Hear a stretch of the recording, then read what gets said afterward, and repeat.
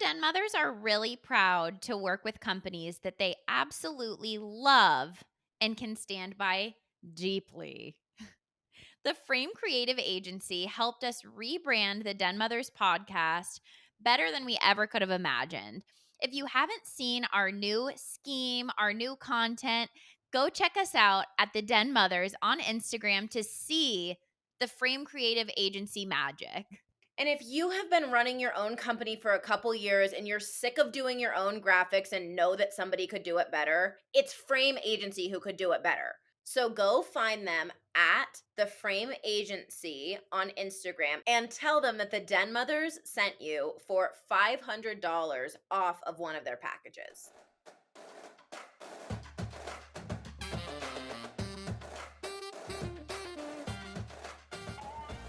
Ow, ow, ow. Welcome back to the Den Mothers podcast. We are almost 50 episodes in to the podcast. Can you believe that? Wow. This is episode number 48. So, for all the Wolfpack members that have been here since day woo, thank you so much. Yeah. Oh my gosh, we love you so much. We love our Wolfpack. We had another great two-on-one session with one of our Patreon members, and boy, do we love meeting our VIWP.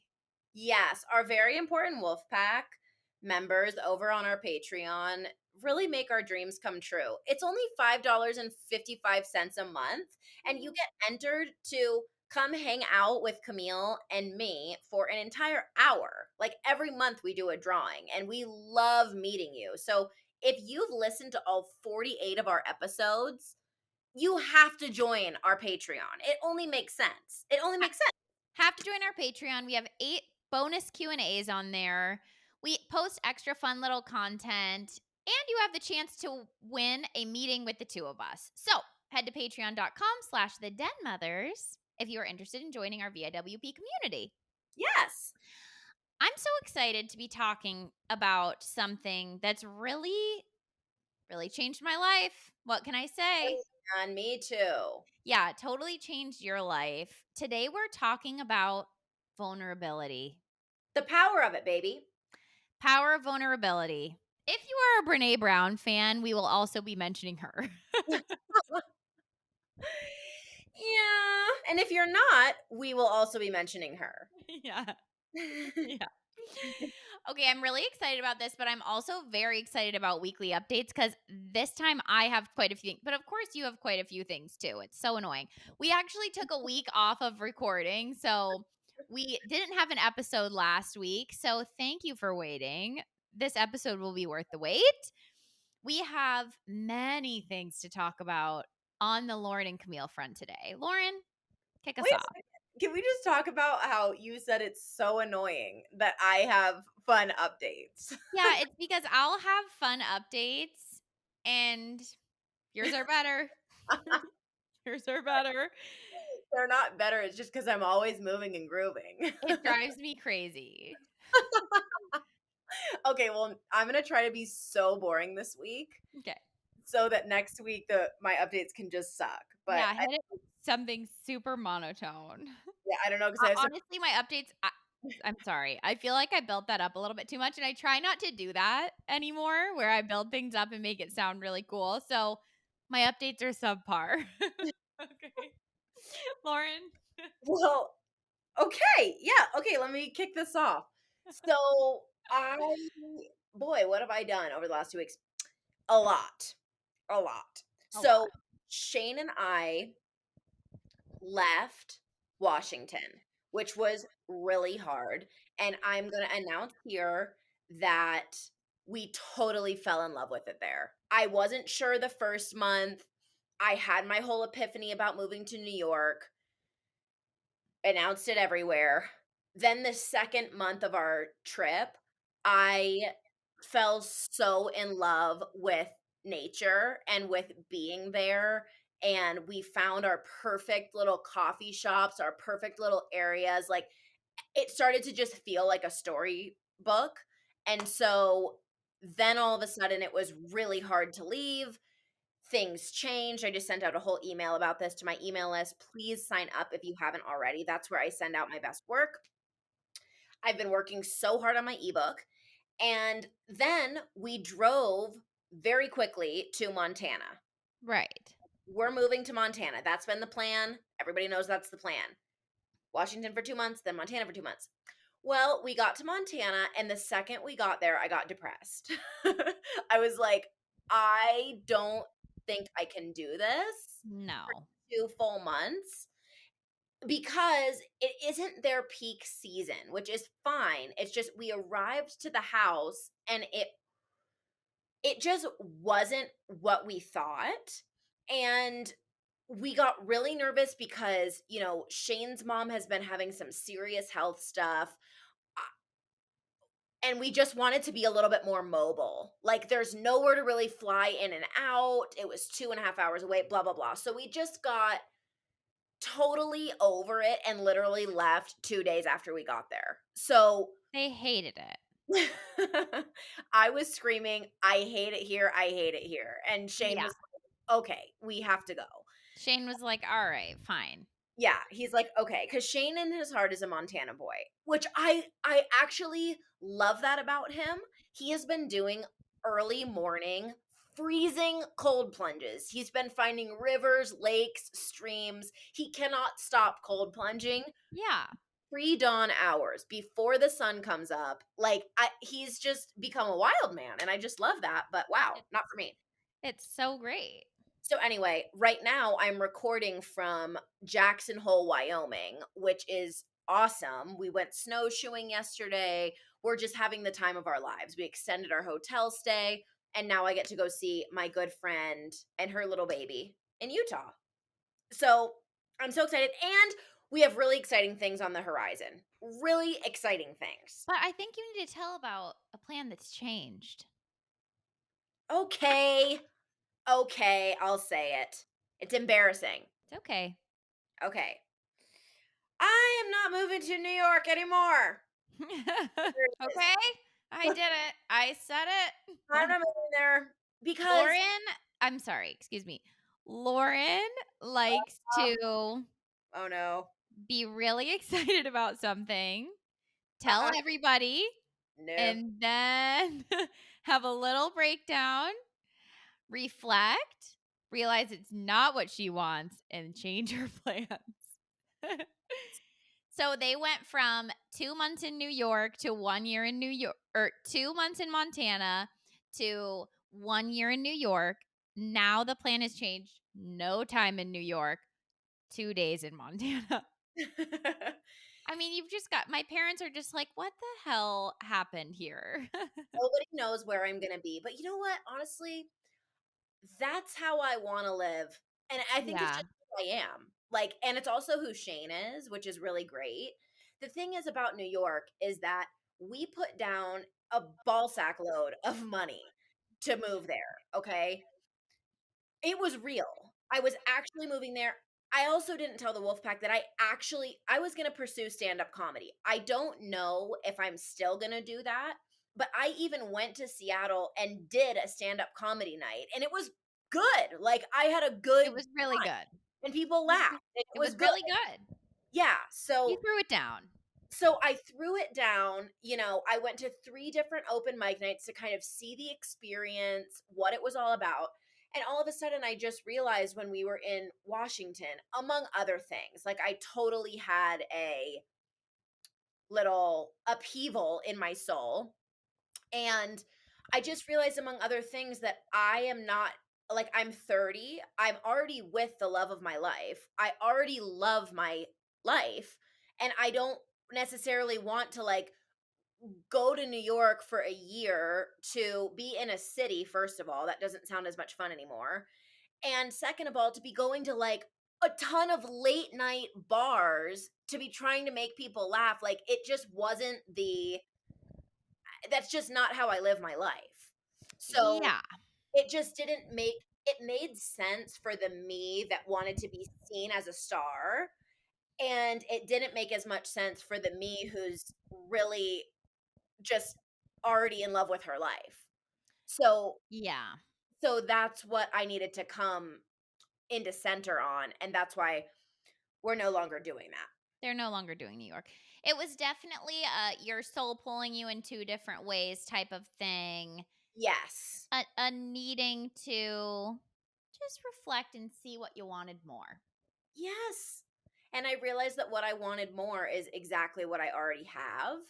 And I also did really enjoy doing stand up. So I'm probably going to be doing that whenever I can, like in San Diego if I'm there, in LA. I love it. And I want to be better and better and better at it. And I have like 150 jokes written because I was manic and wrote so many jokes. Yeah. We've never really talked about your manic phases. Maybe we will in a different episode. Well, I don't know if it's fair to call them manic because I don't think clinically that's what it is. I don't know. But it's definitely heightened creative energy. Right. Yep. Phases of heightened creative energy. Yes. Mhm. So So, no more New York. You heard it here first, folks. yeah. Well, my email list heard it first. I announced it yesterday on my email list. But our Yeah. fabulous VIWB, that's why you have to be there, people. Email us. It sounds like it's light right now, but I just have to say that New York thing really threw me into a pretty dark place for about 2 full weeks because I really could not figure out what my heart was saying. Like, I couldn't figure out if I was supposed to say that that's what I had to do and sorry, I have to do that in my life, or if I was being ridiculous. And, it was really tough. I'm not I know it sounds funny and everything, but it was tough. I went through it. Yeah. For some people, it seems like just a decision. For Lauren, with the way she feels emotion, it threw her into Yeah. a spiral for a couple weeks. It wasn't just the way I feel emotion. It was actually a healing thing because I've thought my whole life that my eventual outcome of my life was going to be that I'm somehow a huge star. If I'm being honest, it sounds ridiculous to some people, but that's how I felt in my heart.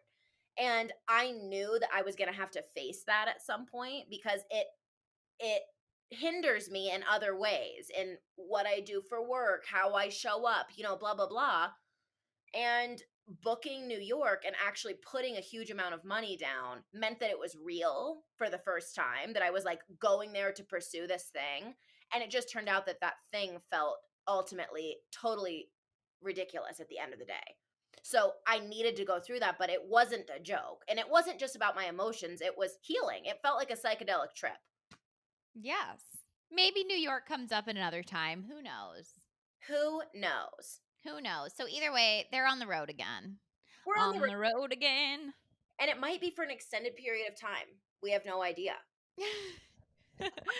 Okay, so my plans are actually in the complete opposite direction. They're in a more grounded manner. Okay. Okay, number 1, I have 3. Okay. Number 1, my dad came to see me for 5 days. So fun. He's the cutest man alive. Yes. He's so cute. He's so funny. I saw my sister so much in my dad's eyes this trip. His You little his funny mannerisms, yes. And my dad and I are training for a half marathon together. So we did 2 of our training runs. I took my dad to do an ice bath. We looked at the Tulum ruins, which is the first time I have seen the ruins. Which, by the way, I thought it was going to be this tiny experience where you just go up, you see a couple structures. No, you pull up, it's this whole weird city. yes. And then you have to go a long walk, dirt road, and then you go in, and it's these Mayan ruins, which are so unbelievable, almost 2,000 years old. Yes. They found the most ancient Mayan text there, written in there, in the building from 560 AD. That's crazy. 560. That's Wow. uh, trust me, I was completely blown away. Well, I've been there before, but I wasn't able to focus so much on the history because it was like, I don't know, maybe 1,000 degrees that day, and my Yeah. balls slid down my legs. Like, Yeah. I It sweat was off. it was so hot for us too. We were almost dying. I mean, we could barely take it. We were dripping sweat, but it was something we had to see. The funny thing is that I went with mom Oh my god, for that's her 28th so birthday. funny. Yes. I took mom and you took dad. You took mom for your 28th birthday, and I took dad for my 28th birthday. Yes. Oh my god, that's really cute. It's so cute. Did you see all of the huge lizards? I took so many pictures of them. What are they called again? The iguanas? They're iguanas. They're huge iguanas hanging out. Anyway, these ruins are insane, everybody. I cannot when you see structure listen, I was an engineer for a while. We're not building anything that's even gonna last 100 years these days. Right. Those are 2,000 years old, and you could, just with a little touch up, probably still live in some of them. Just a little touch up. Throw a roof on it, and it's Yeah, a home again. it's a home again. Unbelievable. The cool thing Okay, about so this too is that they're astrologically exact. Like aligned. they match up perfectly with the stars. Okay, doesn't And make they were sense. built around the same time. I think these were, maybe it's Chichen Itza, but they were built at like the same time as the Egyptian ones. And it's not like they had boats to go chill and tell each other, "Hey, what's up?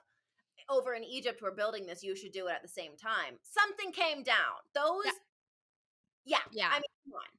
that's one of the most incredible things.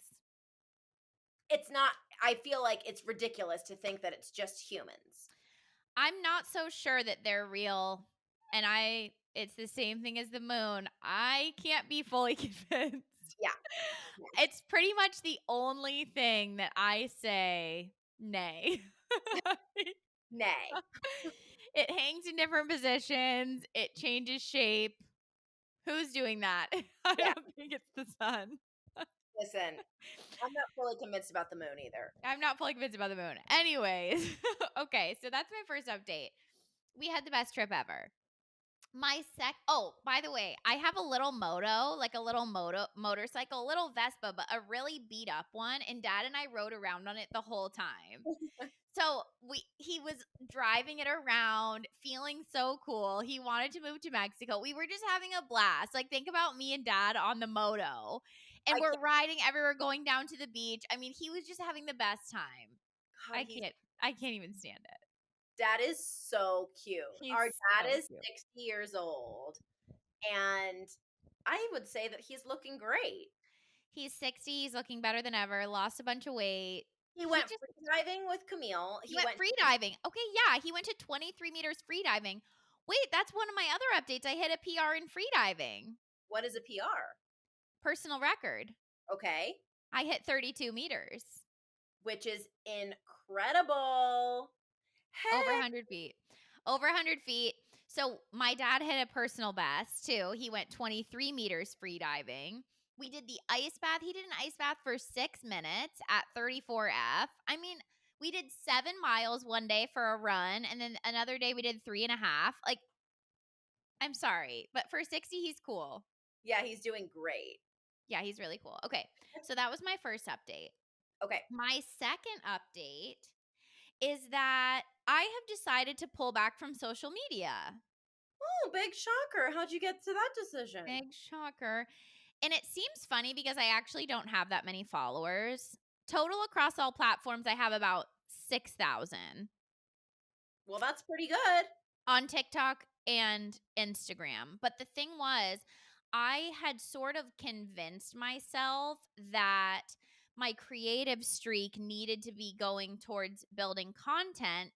And there was a piece of me that it's a little bit hard in Tulum because you meet a lot of people and you'll add them on Instagram and everybody has a following. Mm-hmm. Everybody has anywhere from tens of thousands of followers to like millions of followers Right. that you're meeting. So it feels like it's just an external validation thing. We talked about it on our last podcast, but I felt like, okay, I'll say two things about it. I have never felt more beautiful in my life. That's great news. And it's not because of the way I look externally, although it is reflecting in that way. Okay. But it's because I've never felt like I understood myself more than I do right now.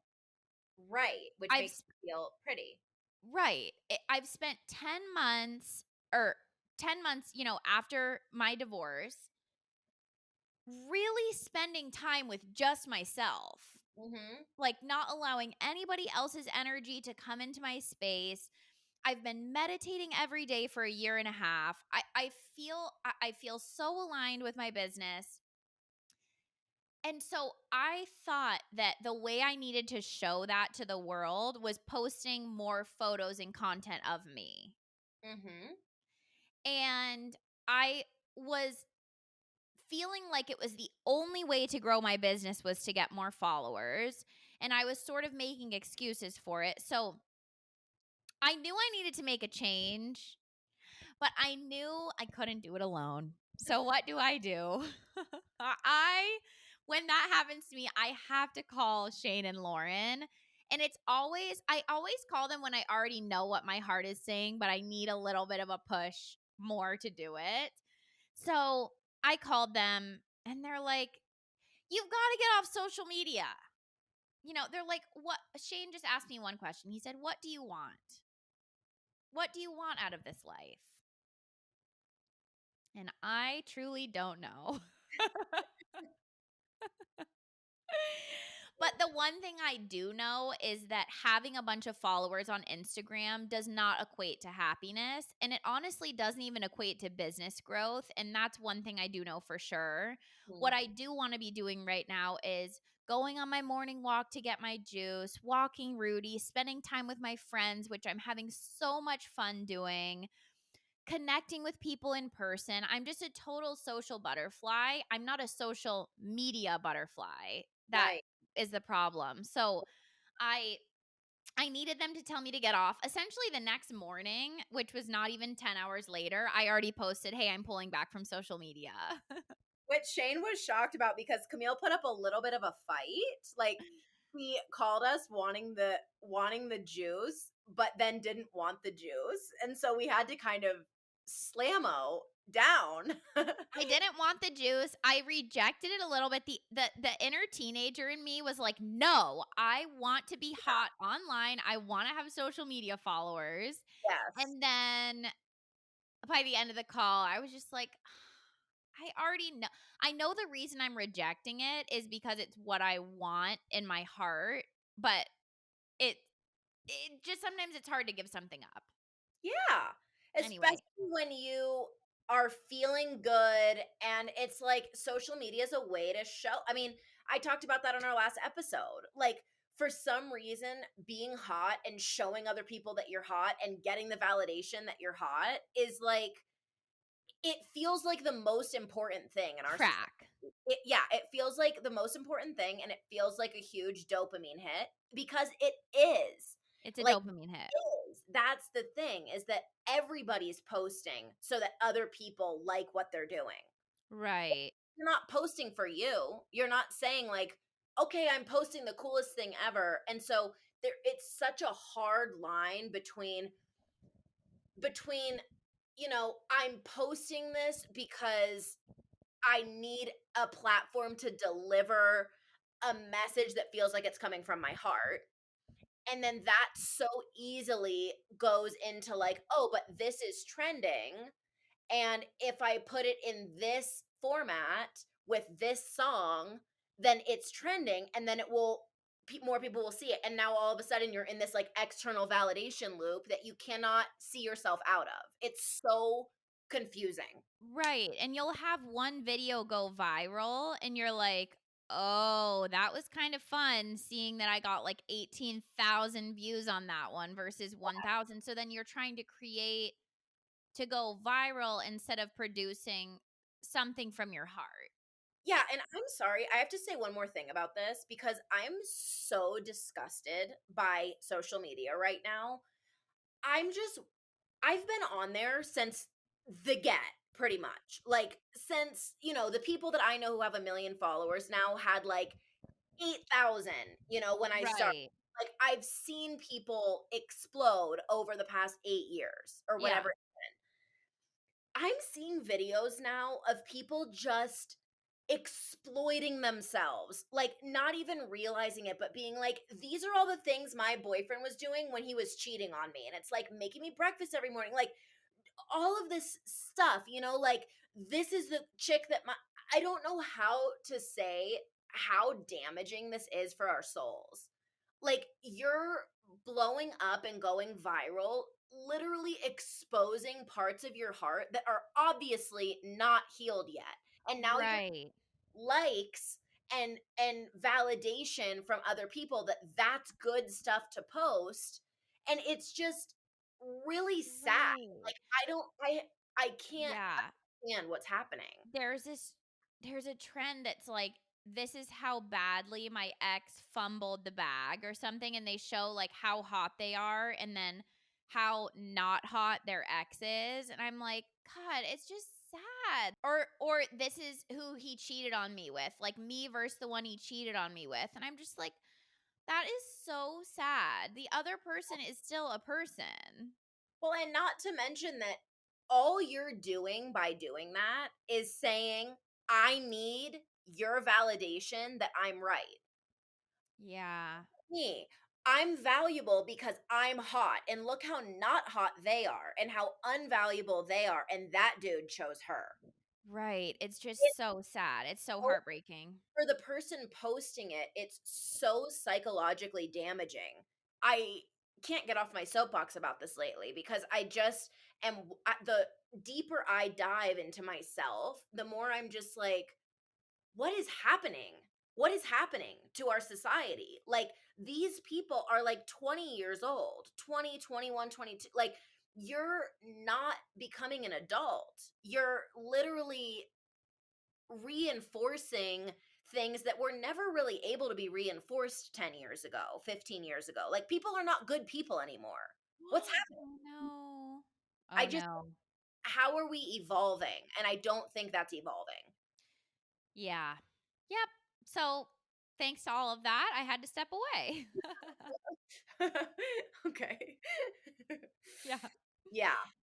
I I mean, I can see how you can spiral into just creating content that makes sense for views instead of viewing from your heart, and that's honestly what started happening to me. Like, it's not that I'm not proud of the content I was creating. Like, I went back and deleted one video from my TikTok cuz I was like, that's just, it's so funny. It just doesn't feel like me. And it just doesn't even feel like me. It's just like I saw people doing it and I liked it, and so I did the same thing. And anyways, my stuff on Instagram I actually really love, but again, it doesn't feel like my coaching can be represented in that kind of content because I feel like what I offer to my clients is more than just like steps to healing your nervous system or 3 ways to fight anxiety. And I'm not saying I'm not coaching on that stuff. I am, but it doesn't make me and my heart look unique, Mm, which was making me sad. So anyways, I stepped away from it. And so I'm not deleting my social media. It's just I'm not going to be posting content on there anymore unless I'm reposting stuff from the Den Mothers. And this trickles into my next update, which is I will be posting or reposting a few things on there from, that's right, my new job. okay, Lewis got a job. I got a job. Oh my god! I got a job. And it's funny saying it's a job because I'm actually so excited about it. It's a job. It is a job, and it's a job working with other people, which is really fun. But I am now hosting ice bath experiences in Tulum. My worst nightmare. It's sort of, I love ice bathing. It was actually a huge part of healing my panic attacks and anxiety was using ice bath, going to soak in the San Diego Bay when it was really cold water. I have my face in the ice thing for helping cure panic attacks. I love ice bathing. Something about my body. I love it. I feel like I can sit in there forever. Lauren, on the other hand, it's like I feel like I have really good circulation or something because I sit in there and I can sit in there forever. I You hate it. mm-mm. I don't hate it.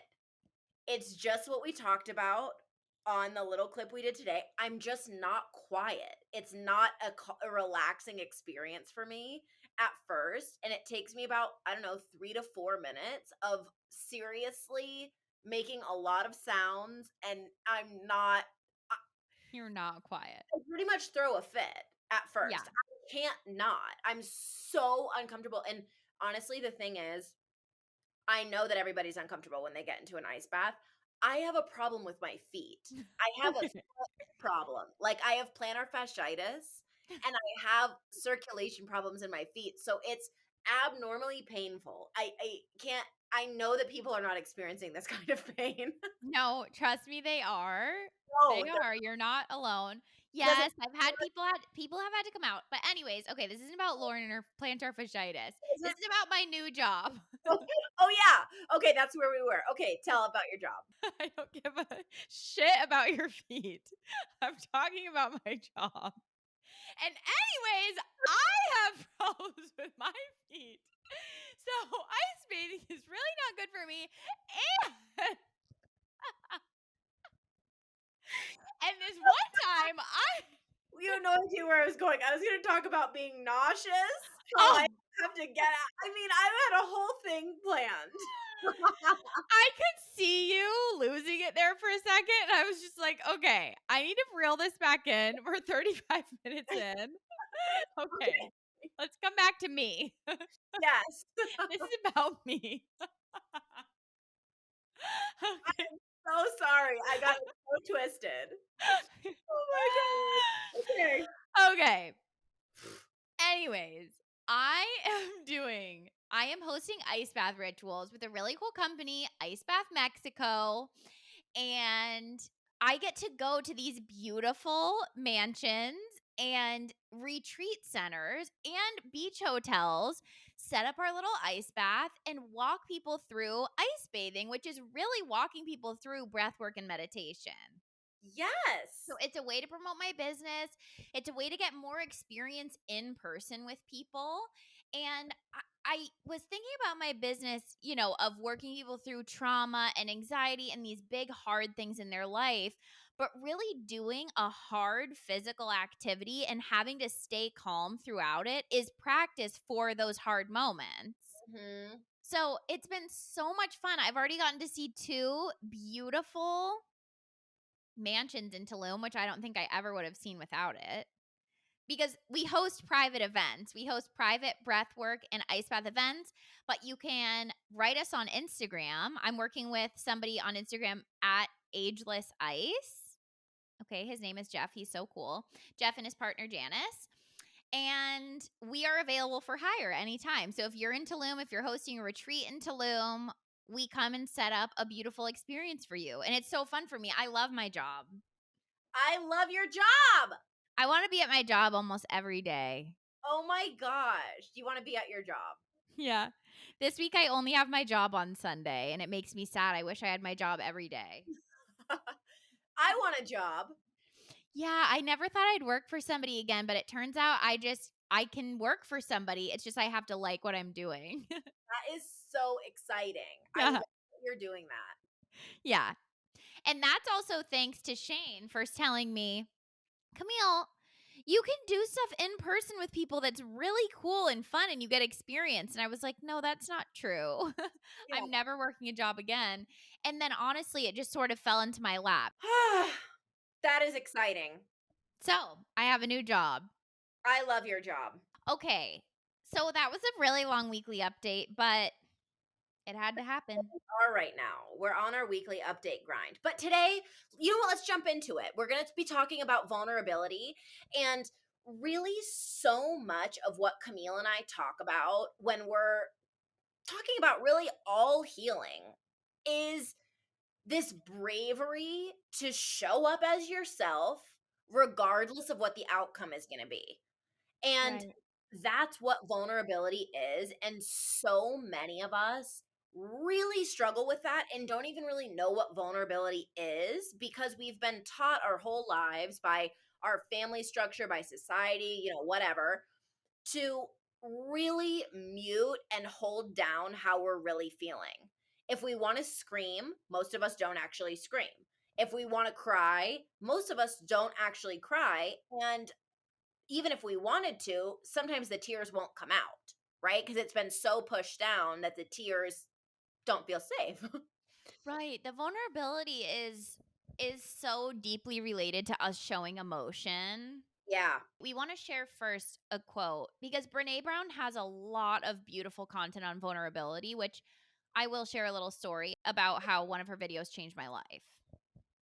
Was it Uh, the video that I sent you? Because I used to show it to all of my students. yes. Okay. Maybe I'll just tell it here at the beginning. Okay.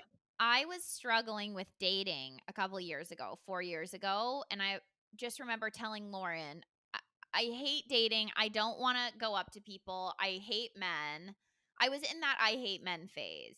Yeah, it was brief, but you were in it. I thought all men were terrible after I got ghosted by some idiot. You know who you are. Yeah. Stupid idiot. Stupid idiot. Anyways, so Lauren said, "Oh, Camille, come on. You do not hate men. You're in this weird phase. You need to watch this video. It's what I show all my students." So she sent me this video and we'll link it by Brené Brown. I think it's a TED talk on vulnerability, or maybe, yeah, it's TED talk. It's kind of what first put her on the map. Like, she did that TED talk and it blew up. I think it's like one of the most watched TED talks of all time, I think. Yeah. And it's really special. If you have 20 to 30 minutes, you should really watch it. You should Yeah. really watch it. So I watched it. I found a newfound passion for vulnerability. And just a few days later, I made the initial contact when talking to my ex who became my husband. Yeah. And without that video, I don't think I would have talked to him that night. But he Wow. sat next to me. I just said a couple words. Who are you? Yes. But I addressed him first because I had watched that video on vulnerability and I was just like, you know what? I don't care if I get rejected. I'm saying it. I'm asking who this person is. I have to know. Yes. Yeah. So without that, I might have never been married. That was one of the great loves of your life. I feel like it's important to say that when you guys fell in love, you were so in love. Like, your love I was was so so, in love. it was I so, was so in love. It really made me believe in love like that. Love, like deep, deep, deep love. and it is so real. We still love him. Yeah, we do. So anyway, before we get started, let's share this Brené Brown quote because it's really beautiful. It's a little snippet of her work and it's important. Okay, this is one of the ones that I wanted to share. Vulnerability is not winning or losing. It's having the courage to show up and be seen when we have no control over the outcome. Vulnerability is not weakness, it's our greatest measure of courage. Wow. I Yep. think we should do it one more time. Okay, I agree. Let's do it one more time. Vulnerability is not winning or losing. It's having the courage to show up and be seen when we have no control over the outcome. Vulnerability is not weakness, it's our greatest measure of courage. Yes. Yes, I love that. Well, many of us, I mean, if you imagine, especially for boys, but even for girls too, the idea of like strong boys don't cry, you need to be a rock for your family, you can't be weak, right? Like, if you're hurt, get up, that kind of stuff. It really drills into your head that to be vulnerable or to cry or to express yourself is a weakness. You want to be Right. strong and hard and like not be penetrable. And especially Mhm. a lot of people who grew up in really rough households or like households where you had to be tough, vulnerability and showing your emotion was potentially a weakness. People would have maybe perceived you as more weak. We have to reframe what that means and to have the courage to face your emotions and be able to express them is, she says, it's the greatest act of courage, and I agree. It is.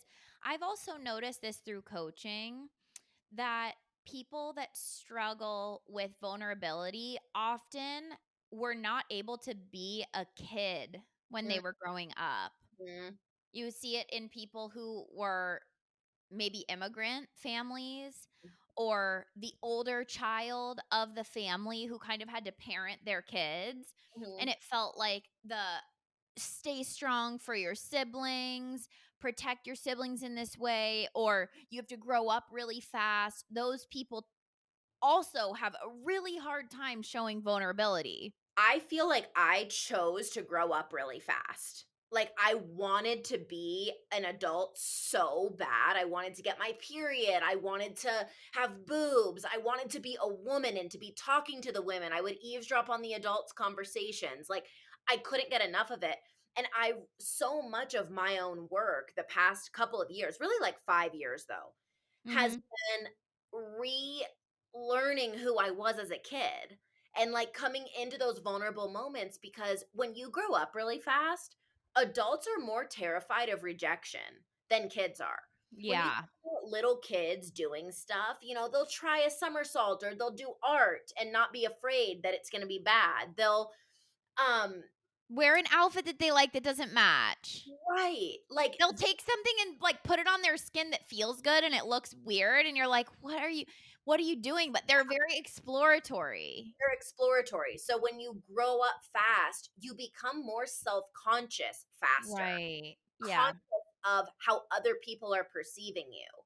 And Yeah. at least for me, that's what gave me a huge wall, is that I've actually been extremely conscious of how other people are perceiving me my whole life. Yes. So conscious. And so getting closer to vulnerability and like learning how to just relax and not be so worried that other people are going to think that what I'm wearing is weird or how I'm talking or how I smell or how I have sex. I mean, everything was affected by this.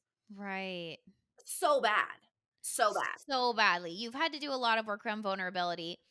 I more had to do work around vulnerability in the fact that is this too sad to say? I basically thought I was ugly my whole life. I don't think that's sad. I mean, it's sad, but it's your truth. It's sad, but it's my truth. Yep. So I had a problem addressing people or in dating. Like I would be like that person will never choose me. I'm hideous. Okay. Yes, I'm It laughing. it's not that I I'm laughing too. It's not that I thought I was hideous. I don't know what it was. It was a little bit of a self-worth issue. Honestly, yours came out in a different way, but I had that same exact thing. I had Yeah. that same thing. I wouldn't have said it's because I think I'm ugly, but I would have said like it's because I don't feel worthy of R whoever it is on the other side. right. It it Yeah. it was like I thought that they were maybe stooping down to be with me. Yeah. Do you know what I mean? And it was like I had no idea that that was happening, but it was all the time. Yeah, it's a Really. narrative that we tell ourselves. And it really comes out for me at least, and maybe for you too, because you just gave this example, but in dating and sex. Yes. In sex, it was Yeah. where it came out the most. So, a lot of these things we talk about today, we're going to give you a handful of things to do to start addressing these vulnerability issues. And just know that if you're thinking, oh, I don't have trouble with that, really do some internal reflection on your dating life and your how you show up in relationships. And specifically, sexually. Really take note of what's going on sexually, because when we're having sex, whether we realize it or not, it's the most vulnerable thing we can do. Oh, We're yeah. completely opening ourselves up to another person. You're introducing somebody to your body, your smells, your pleasure, your sounds. You have to, Your whole body. I mean, you're never exposed. yeah, So you're just fully exposed.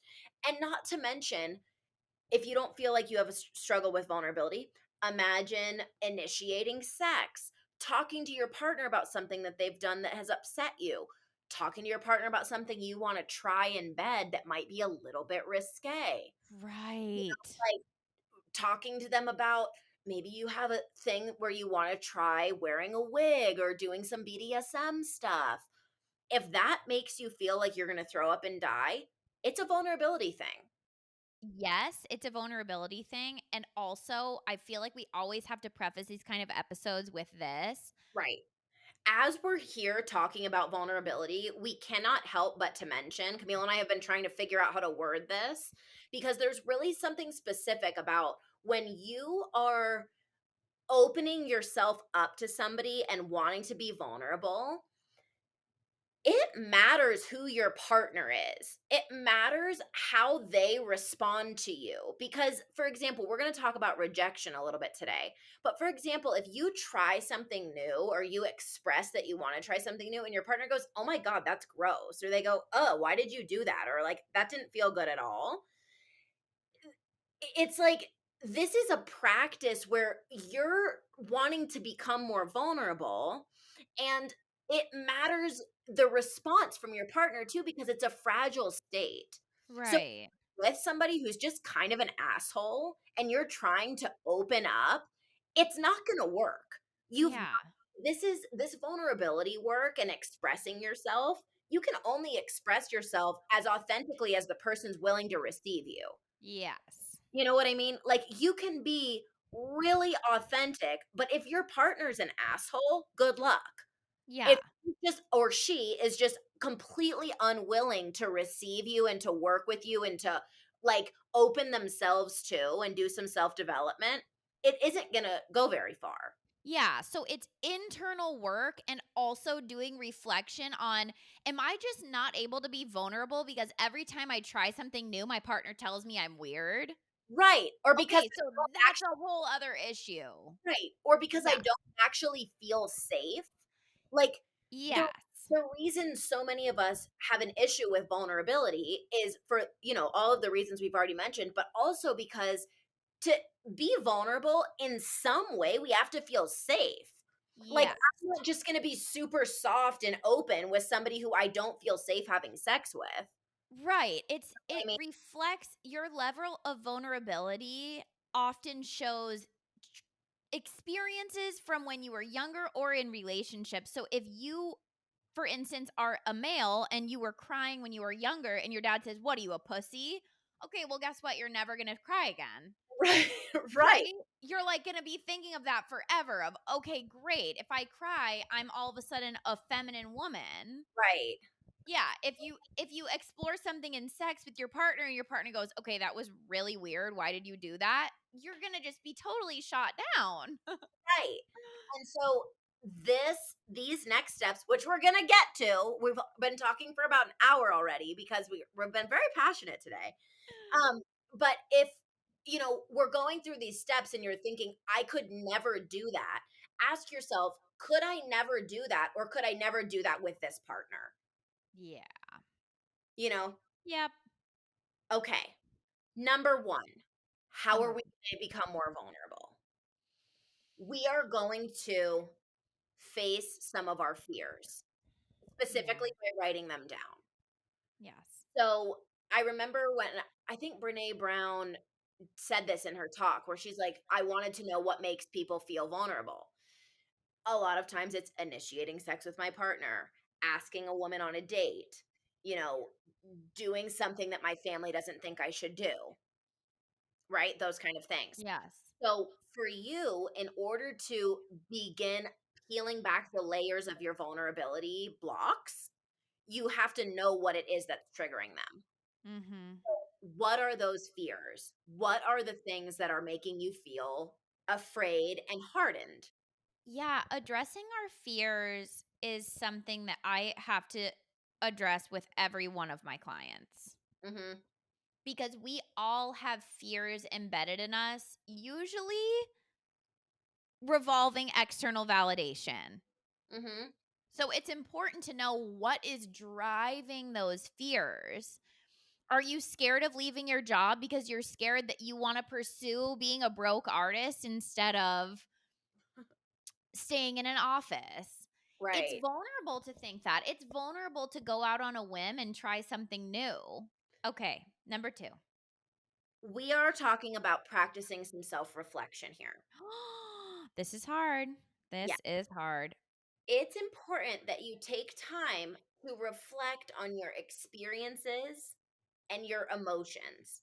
It's hard because vulnerability can be a little bit too much. Like sometimes people are a little bit too vulnerable, right? Where they go on a first date or whatever, and it's just like, oh my God, my ex husband, he cheated on me with these 6 women. And people kind of don't know there's a social thing too, where when you're practicing vulnerability, it's important to reflect on your own emotions, your own triggers. Right. Well, I'd like to say this. It's not being too much, being vulnerable. It's just that when we're oversharing like that with every person we're encountering or meeting someone and immediately being like, oh, I could totally see kids with this person. And that also is a reflection of some stuff that hasn't been healed inside of you. Right. Yeah. Yes. Yeah. So, practicing self reflection, this can help you understand why you're struggling with vulnerability and what you can do to overcome it. This is a great journal prompt to have for this number 2 as well, and Lauren taught me this, and I love this journal prompt. It's writing down all the times you've lied to yourself. Whoa. The worst. Oh, it's so hard, but you can even change this to name all of the times you wanted to be vulnerable and weren't. Yeah, as many as you can come up with off the top Yeah, of your head. And it will be a lot at it will be first. a lot.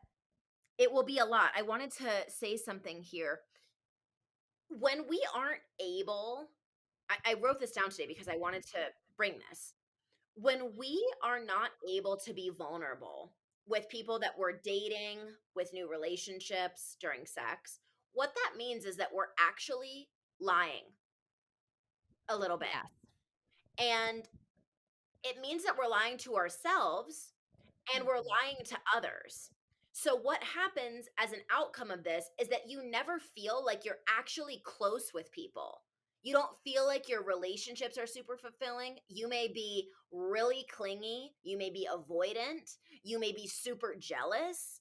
There might be a lot of different things that happen when you cannot be vulnerable because you Mhm. don't feel like you're being real, Yeah. right? And so it makes everything else feel a little bit uncertain and insecure, and your whole life is kind of in this like fight or flight mode. So working on vulnerability is good for every part of you.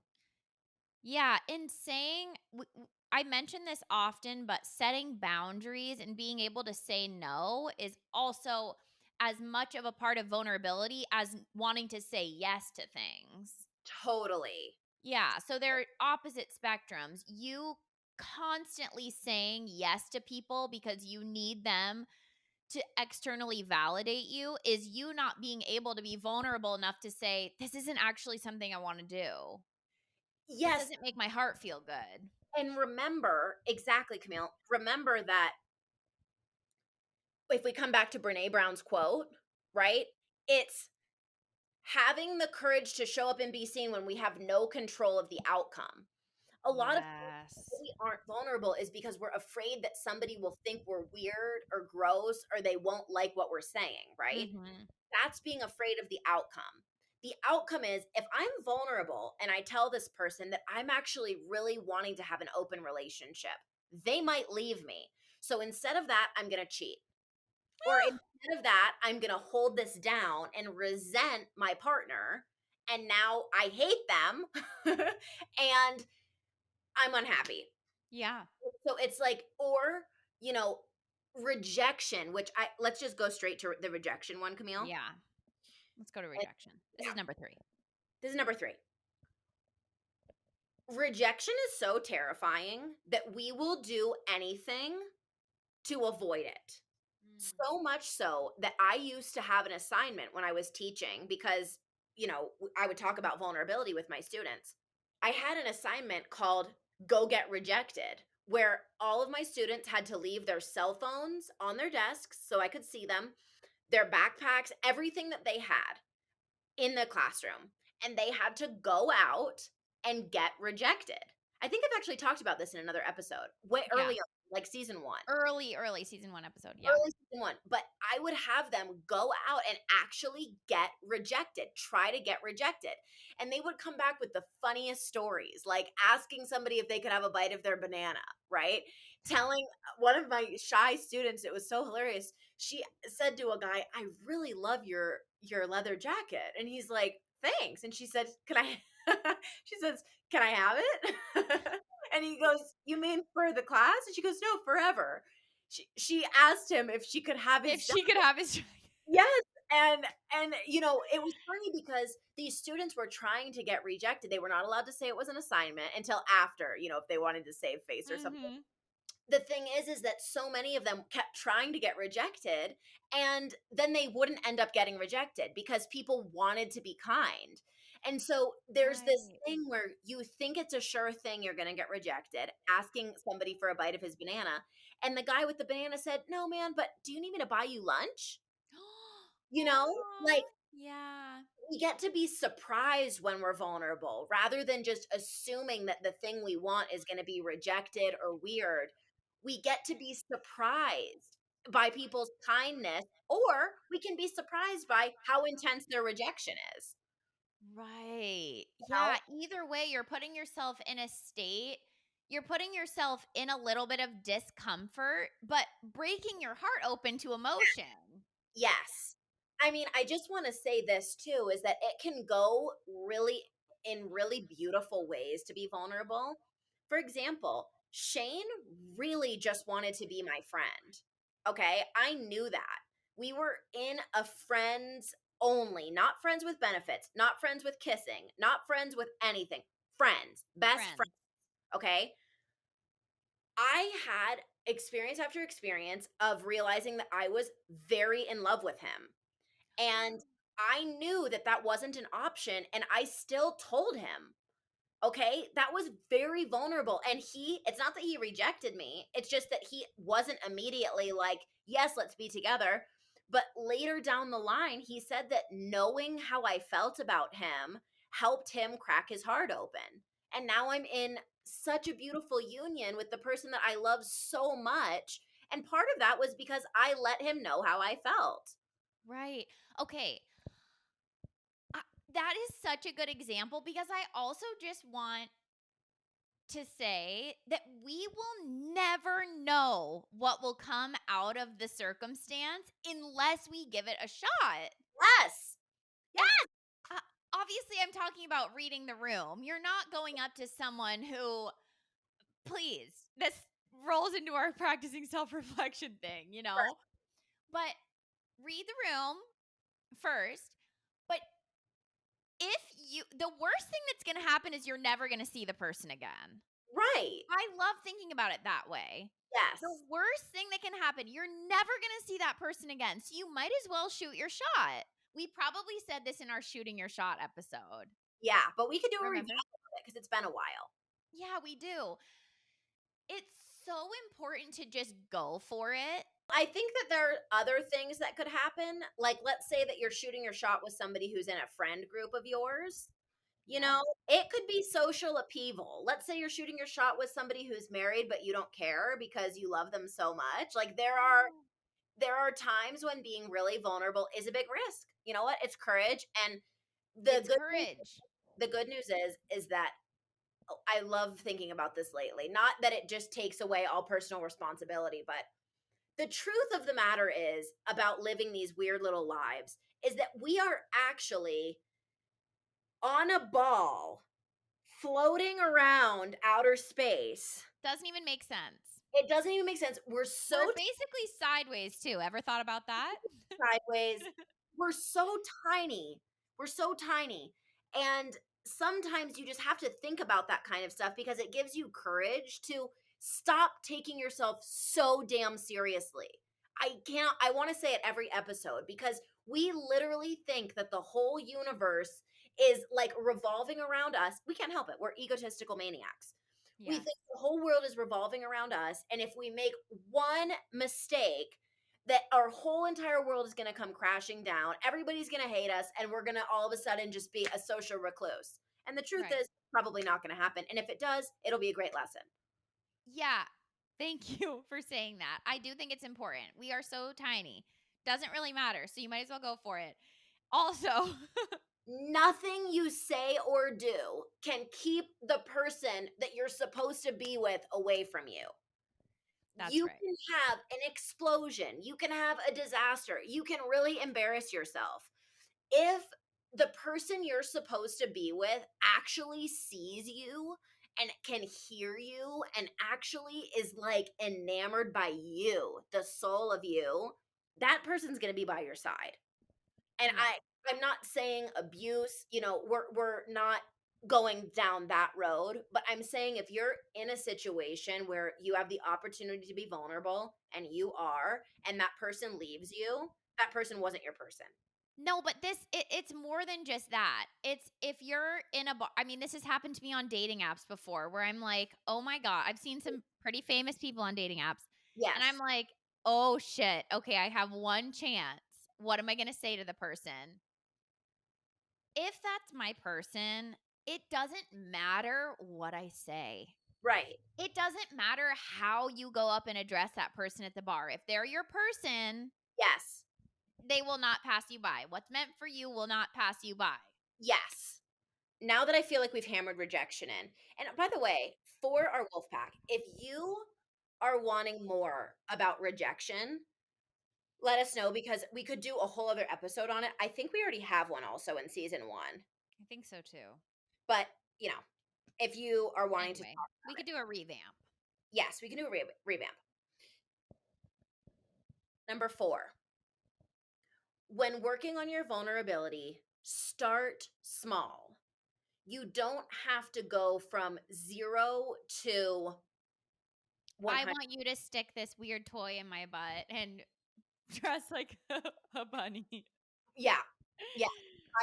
And this is for the man, whatever 100 is for you, you choose what level 100 of vulnerability is. And Mhm. then that's what you don't have to go to at first.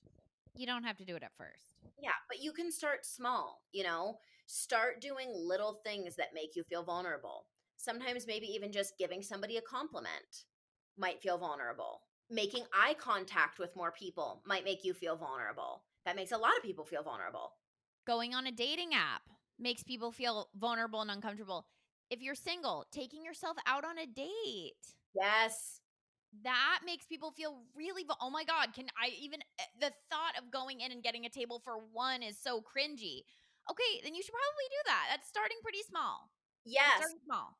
Yes. Or, going out for the day without your phone because so much when we feel vulnerable, so many of us just pick up our phone. You get to be in a different world, right? So do not give yourself that option or turn your phone off. You can take it with you and turn it off and maybe bring a book or maybe don't do anything, but wait in a line without your phone. Start small. Start small. And let's round it out with number 5, which is going to be our final experience for the day. Get some support, honey. A lot of times we're having a problem with vulnerability because we had issues with our childhood. We were rejected early on. We were outcast from a friend group or made to feel kind of weird. Mhm.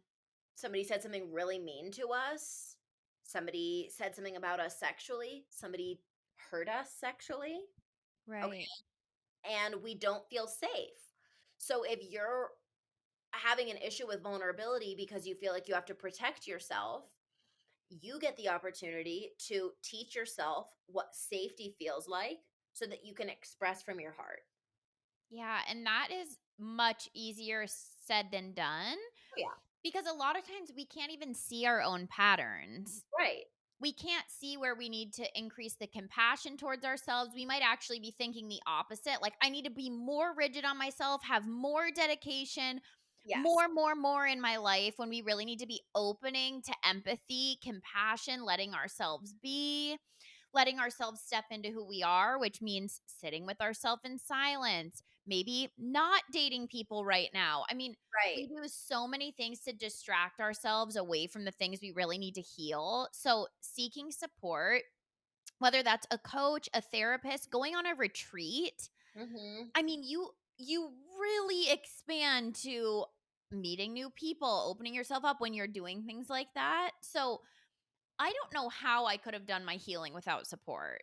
Yeah. Geez, I guess I don't either. I mean, we feel really lucky we have each other Yeah. and luckily some other built-in people who are extremely supportive and knowledgeable in these things. Anyway, I can't imagine having done a lot of the work alone. So, if you are wanting to do this and really go all in, seek support. So Invest in yourself, invest in your healing so that you can live a more vulnerable and beautiful life and you don't miss out on beautiful opportunities. that's right. And That maybe if you're like Lauren, the greatest love of your life. and like Camille so far. And like me, it was still the greatest love of my life when I decided to be vulnerable. That's right. If we haven't convinced you about vulnerability, maybe you shouldn't listen to us anymore because we did our best today. We laid it down hard. We laid it down hard. And so we love you. And that's what we have to say for today. That was our vulnerability episode. We love you. Get out there and get rejected, Wolfpack.